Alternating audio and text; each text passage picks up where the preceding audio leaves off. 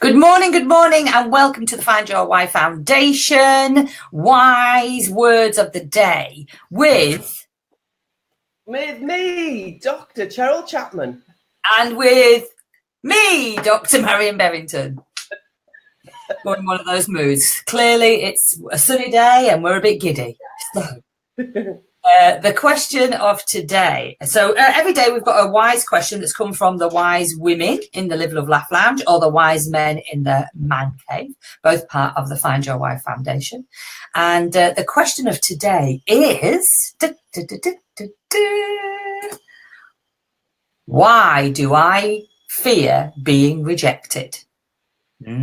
Is that you? Do you have a fear of being rejected? Yeah. Marion's like, yes, I do. So, why do I have a fear? So, Marion, what's this all about? Fear of being rejected. What's that all about? Well, it's almost, so for me, the way it manifests is it's like a little voice in my head. They don't want to be my friend. They don't want to be my friend. They don't like me. And the feeling that happens when it comes up, it's like I'll do anything to control the situation, to get back to feeling like they're my friend. Depends how much wine I've had, actually. Or I'll just tell them to piss off. But no, if it's somebody that... Actually, I'm not sure what the criteria are, but it's a really serious behaviour shifter, if you like.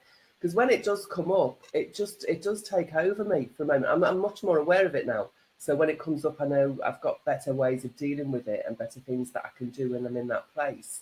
But it's taken me a while to devise this preferred response or preferred way of behaving. And because it is such a deep-seated fear, because it developed when I was really very, very small. I've got a feeling it might have even been before I was born, but hey, who knows? It's just because it's so deep, it really does affect your behaviour way before you've even realised that that's what's going on. So it's a rather interesting thing to happen when you learn how to become curious and kind to yourself. Yes, let's say hello to a few people. We've got the lovely Wendy Panther. Hello. And we've got lovely Reem. Hello. Oh, hi. And we've got another high five from Cheryl Lewis. So welcome and thank you for joining us. So the question today is, why do I fear being rejected? Well, I guess, Marion's got this kind of like feeling. She knows that maybe this happened before she even, was born. Probably because of the kind of family situation that she was in. But the thing about rejection is, if we have a look at what rejection's all about, really, it's about loss, isn't it? Like I'm going to lose, being with this person, for example, or I'm going to lose the opportunity of getting this job. And of course, there's loads and loads of different places and times and situations where you can lose things. So, like, you might. This fear of loss and rejection comes from, we don't want to lose our health. My biggest fear is losing my life. So I don't want to be rejected by the universe to not be in this body. I've had that for a lot of years. And of course, been doing a bit of work about that. Well, a fucking lot of work about that recently. Loss of status. So someone saying, no, you're not good enough, to do this job.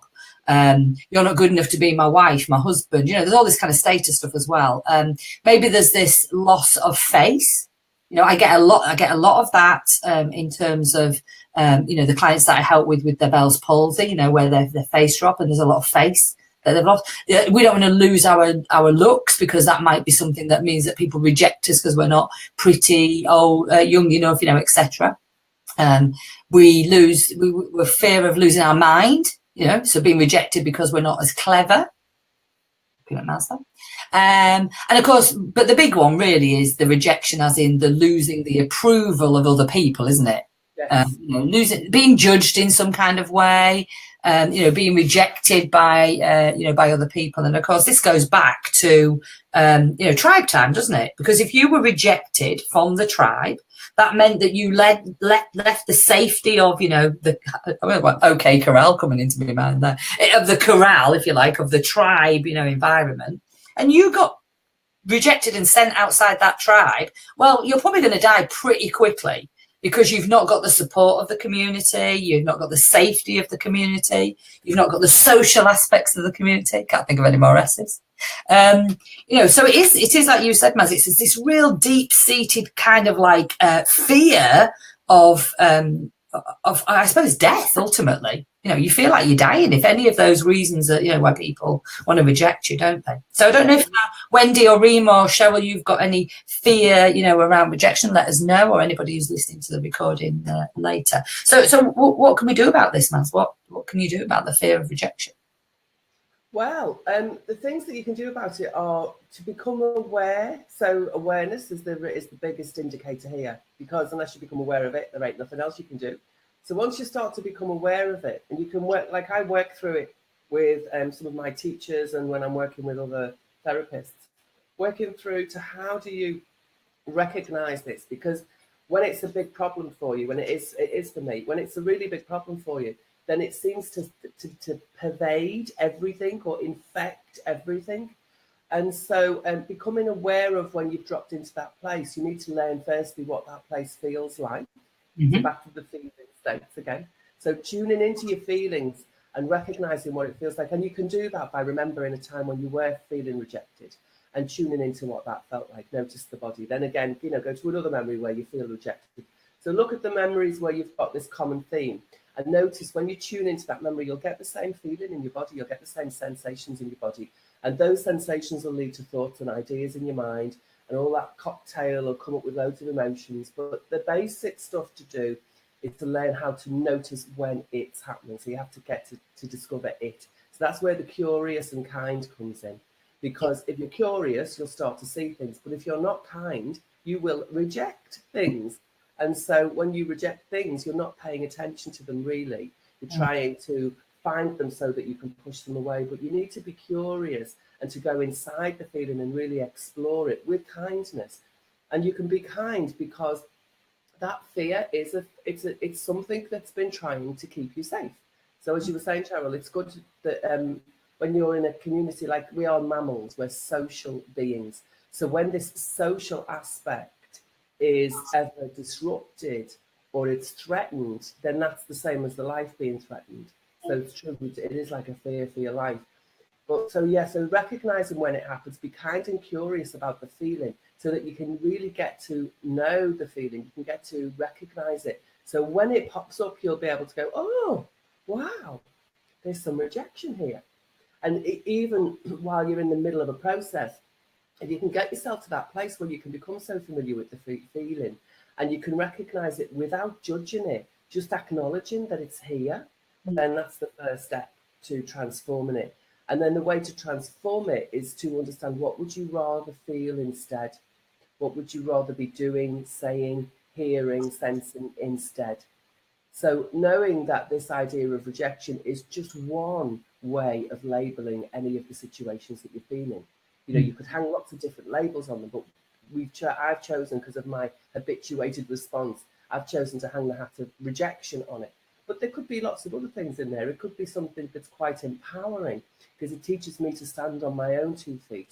It could be something where it means that I'm in a place where I can now choose to bring in a little bit of, a bit of the energy of anger or something, so I can really speak my truth.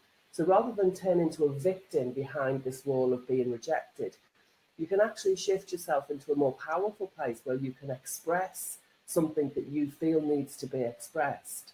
And again, that's being kind to you, because it's like an outlet valve to allow that to come out.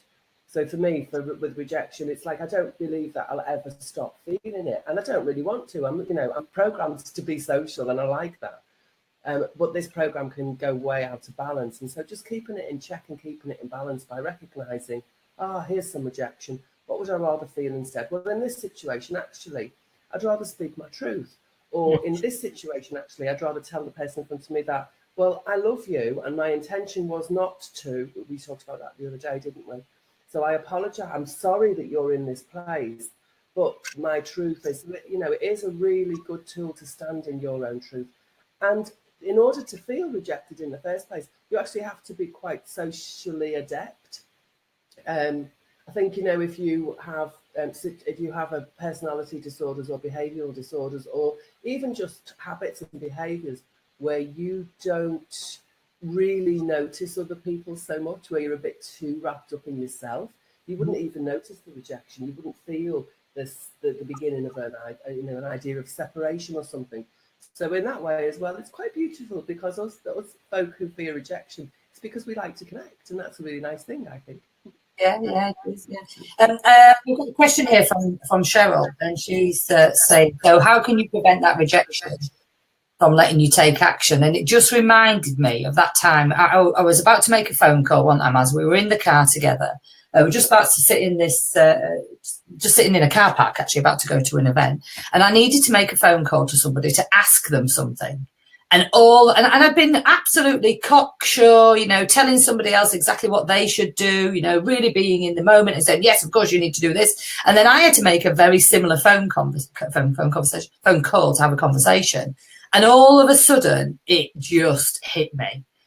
So I don't know what the fear feels like to you, but with me it was sweaty palms, the breathing was up here. I felt like I couldn't breathe, and I genuinely felt like I was going to die. I have no idea what going to die feels like, but in that moment that was the sense of like, I can't breathe, I can't think, my head was like pounding. I felt really out of sorts, and of course we talked yesterday, didn't we, about the body, and the body gives you signals. If you're not in a good place, then the body makes you feel like you're not in a good place, sort of thing. And I just looked at you and I went, I can't fucking believe it. I can't make this phone call despite everything that I've just said. And then of course my integrity kicks in. Oh my God, I'm telling people to do this and I'm not doing it myself. It was really overwhelming for that few moments. And then of course, Marion, you did some tapping with me, didn't you? Yes. So if anyone's not seen Marion's tapping yet, I might do a bit of tapping. It's what you do while you're tapping. It's not just, tapping's a nice way to connect to your nervous system, but it's actually, unless the nervous system is activated in some way, then the tapping doesn't do that much. So learning how to activate the nervous system is actually the key skill behind people who are good at tapping. People like me. And so what happened? Because it works with loads of other people too. Exactly. So tapping in the moment, really, at that stage, it really did help, because of course I could go back to, where this had all started from. And then I was able to make the phone call. But the fear of that phone call was because potentially this person could have rejected me because I was asking for, some money. Now, the thing is, we talked about this, on a previous why question of the day. Why do I undervalue myself? So a lot of what we're talking about, a lot of these questions that are coming up are all intrinsically linked anyway. So it was, I didn't value myself at that moment in time. Well, what could happen? And then it was like, no, actually, I do value myself. And I know that this is definitely my worth. And this was obviously what was coming up, during the tapping that Marion was guiding me with. So, once you know what's coming up, you can deal with what's coming up, knowing what to say, knowing where to tap. And then I could make the phone call, and it was fine. Well, I think in the end, actually, I didn't make the phone call. I did a text. But it got the same outcome, and I did, and it was amazing. Honestly, if you've never done any tapping, get in touch with AIMazing and do some tapping, because, like, literally from feeling like fear of death, rejection, whatever that was, that awful feeling, to then being able to take that step and do it, really kind of like helped me to center myself to be able to move forward on that. But I suppose one of the things that came out of that was that there was a trauma from not feeling enough. Not feeling good enough, not feeling that what was out there was available to me. And of course, both Marion and I do a lot of work, with people looking at younger selves, because that's where the traumas, can start off from. We've got lovely Josine. Saying, awesome ladies, isn't it lovely? Long time no see. And she's saying, it does help even for her when she's tapping as well, which is great. So thank you for welcome. So Cheryl, to answer your question, how can I prevent that rejection from letting you take action? Well, of course, tapping. You've been in the community. You can use the tapping. Go back to what the problem is, and tap your way through that. And of course, if you want an update, I'm sure Marion will help you. It's really important to make sure that you do have both sides of the equation, Cheryl, because when you're doing the tapping, take yourself where you want to be is really important. It's not as effective to just clear the fear of rejection. So you'll notice the physiological state calm down, and you will notice yourself get more centered, And in that place where you're calmer and more centered, from there, really look at what is it that I'd like to be able to do right now? How is it that I'd like to be able to deal with this situation now and in the future? So you're building this, and again, this is what we talked about yesterday, building this future picture, or we call it the palace of possibilities. I think one of the great teachers of EFT calls it. Really understanding what you do want is so important. And yet it's one of the areas where most people draw a big blank, because we're not really taught to look at what we do want. We're given standards like at school. So you'll get to the end of the year, you're going to have some tests. So all you're thinking about is getting through the tests. You're not really understanding that you'll have, the tools, if you like, to take the next step really confidently. People end up with absolutely no confidence and a bag of nerves by the end of term, waiting for the exams. Whereas the reality of it is, once you've got through those exams, you'll just have more knowledge of what level you've been able to reach. And that's going to give you a really good foothold to move on to the next level, whatever that is. But I think with competition, with school, with grading, with judging, with comparing us with each other, it really does batter our self-worth and our confidence within ourselves. And using opportunities like this is a really great way to build those resources back up, to build back that self-belief, that self-worth and that self-confidence.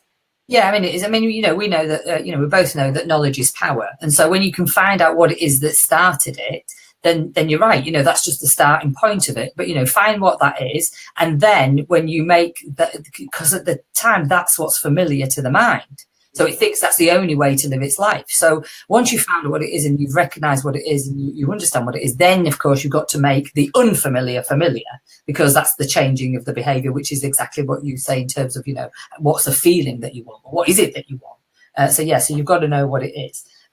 So what's Cheryl saying here? Let's have a quick see. She is saying, like 2 years ago, before handing all project work in, freaked out, heart was pounding, didn't want to go in and take it, super hot and had a flush. It sounds like me and you on a daily basis with our hot flushes.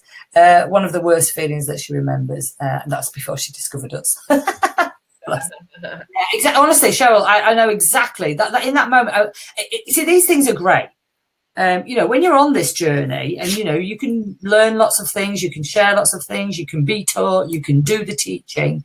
And then when things come into your awareness, as Maz said right at the beginning, you can then, it's almost like laughable, really, isn't it? I've literally just been on the phone to someone going, well, what you need to do is this, this, and this. And if I was you, I'd do this, this, and this. And it's almost like the universe said, really? Well, let's just see how you handle this. Catch that ball. But that in that moment taught me so much about how effective, Marion's work can be, how amazing Marion is, and how quickly that can change.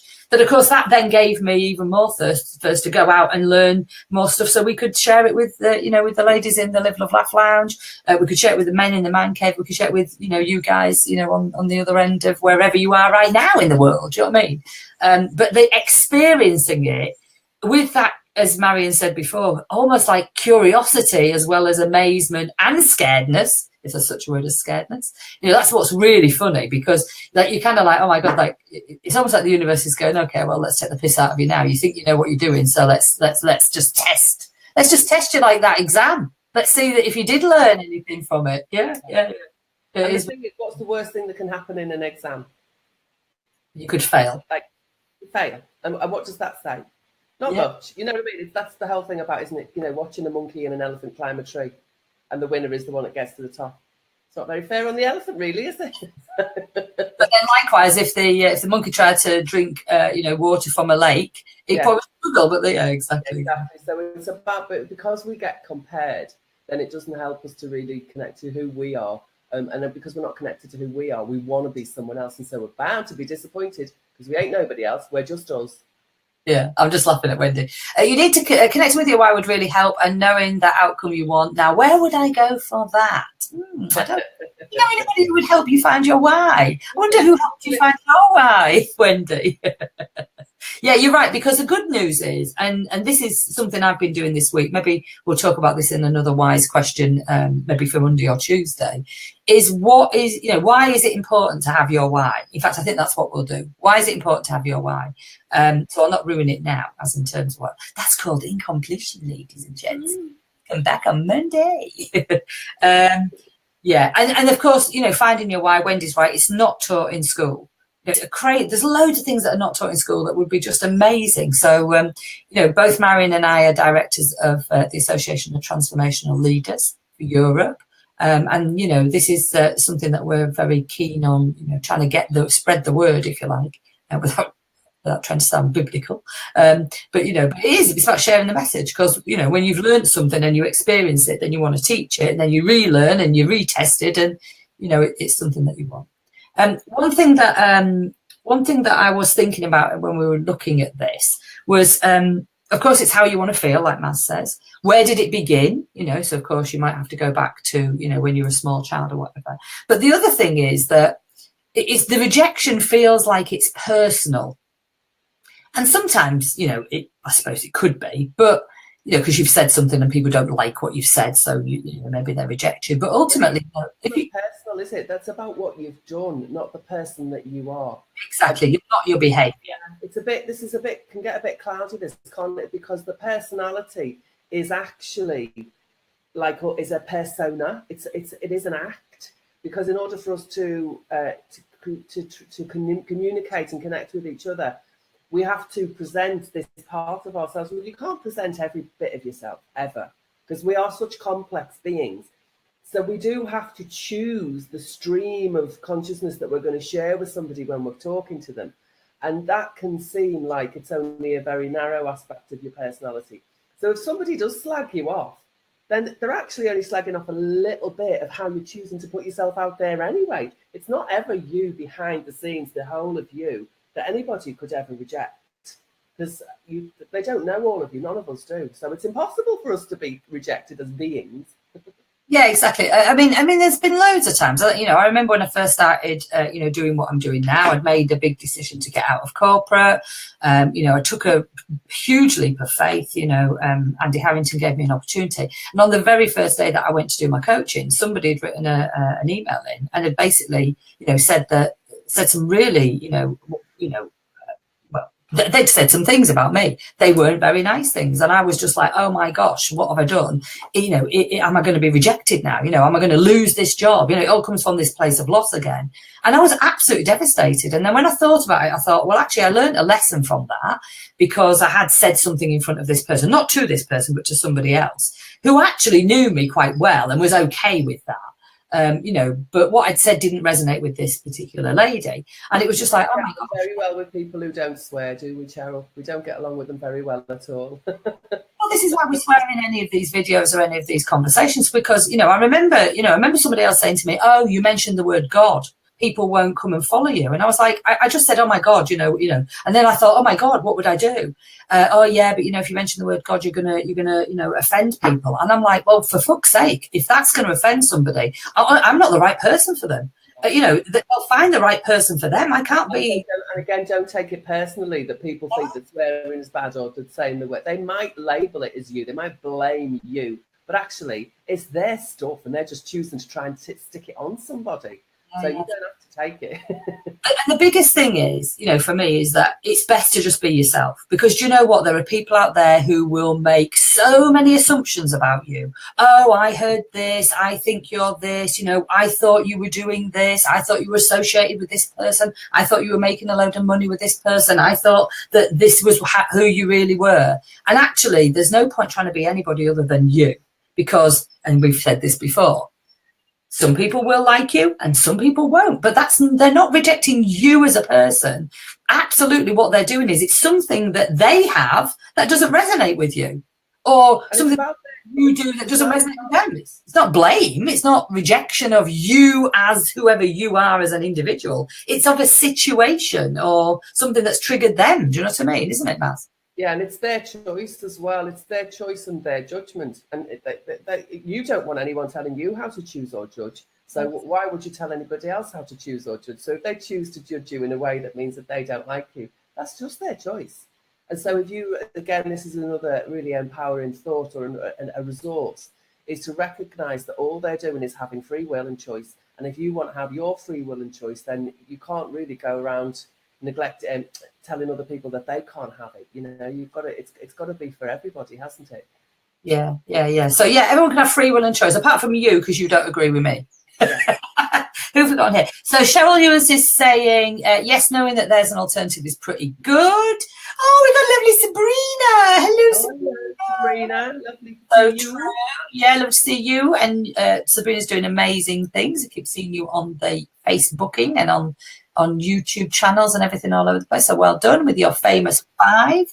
Yeah, and so it's really important, isn't it? It's really important to understand, especially with Sabrina and her family being in the public limelight, if you like, to recognise that when people do say or do something against us, because we are so easy to get to, because we are on social media, and it's very easy to judge us, to criticise us, to send us bad vibes, if you like. But the more you choose to use this medium to put yourself out there, you really have to learn how to not take it personally, because it would just because some of the comments that people send you are just like angry or mean. And so just learning how to accept that other people do have these choices, these judgments and these criticisms is even more important when you're in the limelight in the social media. So yeah, welcome Sabrina.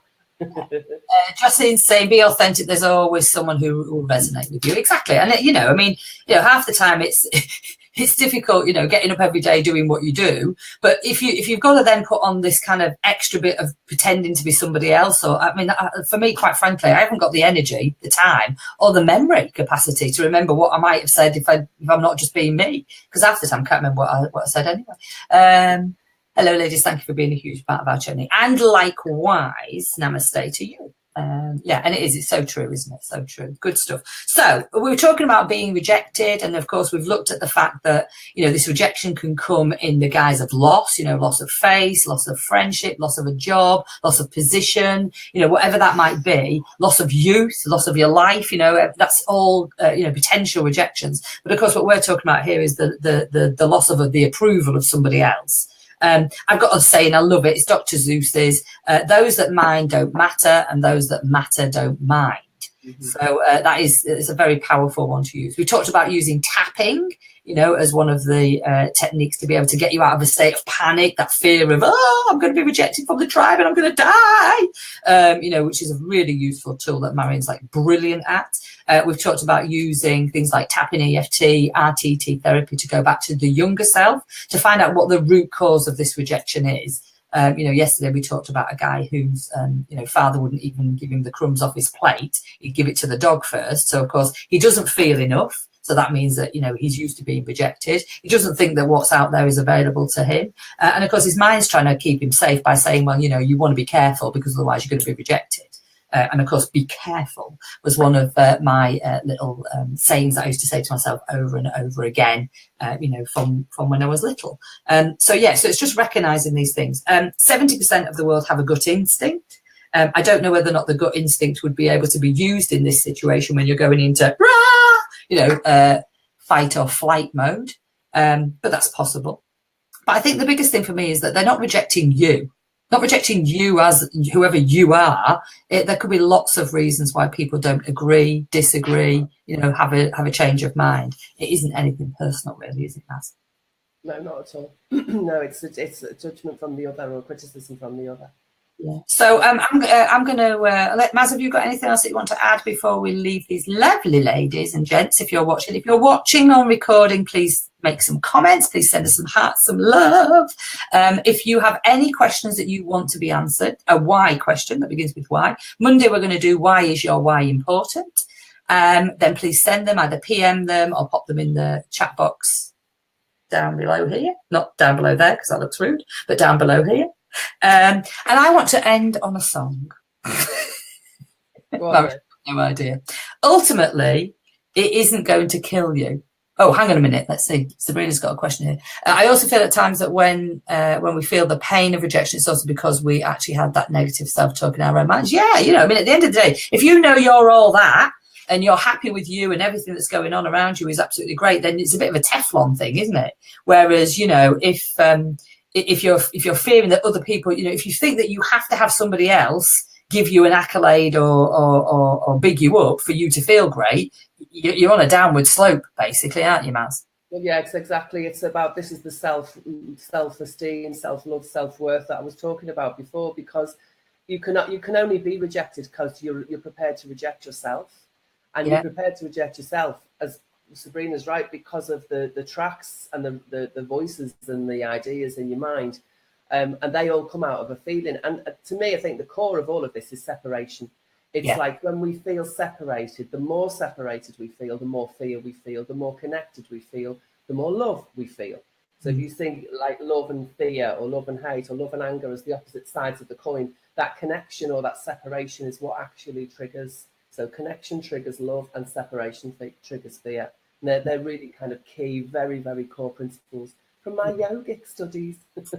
So true, says Sabrina. And we've got lovely Leah, who used to look after Aussie dog. Hello, lovely. Hope you're well. Training to be a nurse down in Luga Baruga, or Leicester way.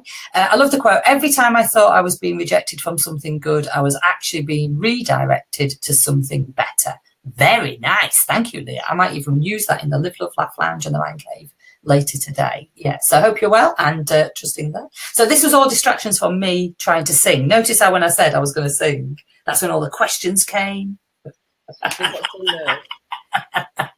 So ultimately, even when you feel like you're going to be rejected, there's that lovely Gloria Gaynor song. I can't remember. I know I'll stay alive. Yeah, there you go. Preferably sung in a better voice than ours. So on this Friday, we want to say thank you for joining us, whether or not you've joined us live or you're watching the recording. Stay well, live, love and laugh every day. And remember, those that mind don't matter, and those that matter don't mind. And we will see you again on Monday for another wise word, wise question. Thank you very much for everybody joining. See you soon. Take care. Bye. Bye. Bye.